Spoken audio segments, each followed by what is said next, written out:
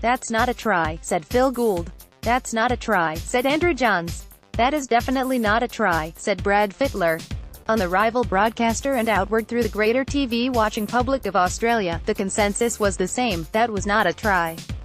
But it was a try. In 2018, in this brave new age of video referees and on-field judges asked to make their best guess, Nene Macdonald scored a legitimate try. It might not have looked like it on first and subsequent viewings.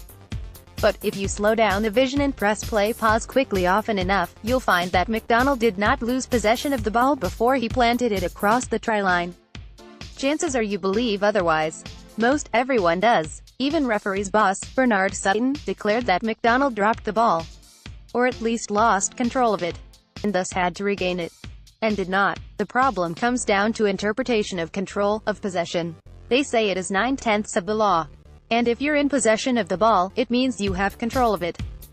It is yours. Your baby. You own that hamburger. And Nene Macdonald did not drop the ball because he always had possession of it. Consider, the ball never physically separated from Macdonald's fingers before he grounded it. So how could there be a knock-on?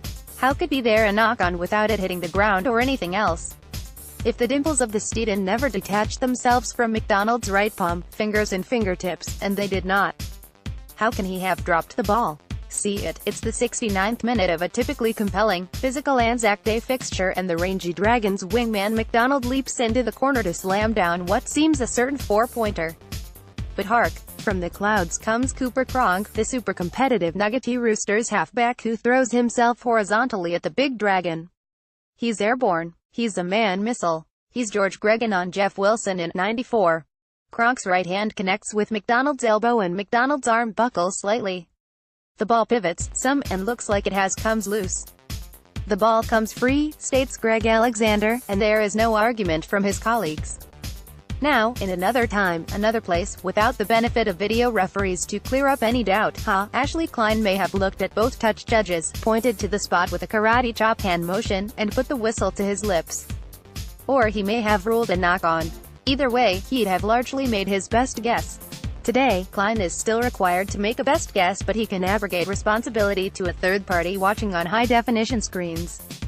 There is always that option, and of course Klein takes it. Up to bunker we go.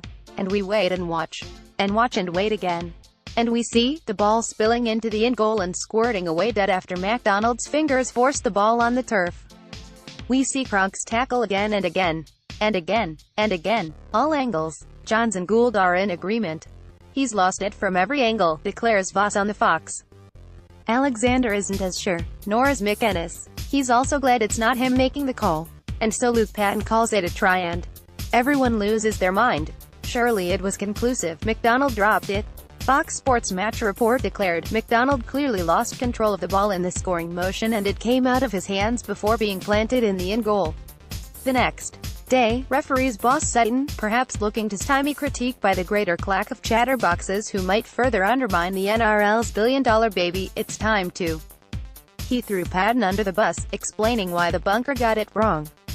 "It can be seen that the ball rotates, which indicates that possession has been lost," said Sutton.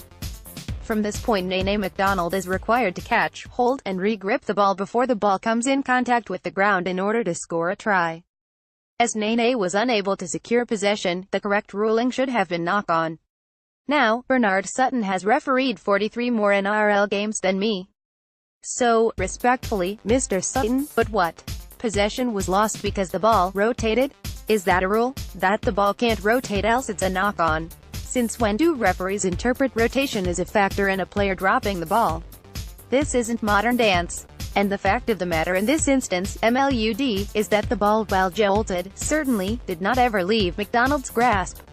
He did not lose it. He did not lose control of it.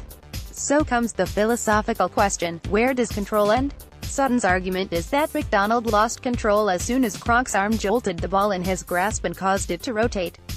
Sutton's contention is that Macdonald then had to regather the ball and thus regain control. And there's the rub. Did control end as soon as Cronk whacked Macdonald's arm and caused the ball rotate? Sutton says yes. But the ball never left Macdonald's hand. The two physical entities, Macdonald's mitt and the well-dimpled Steeden, were never apart. How could he drop something he was still physically connected to? How could he lose possession of something he still possessed?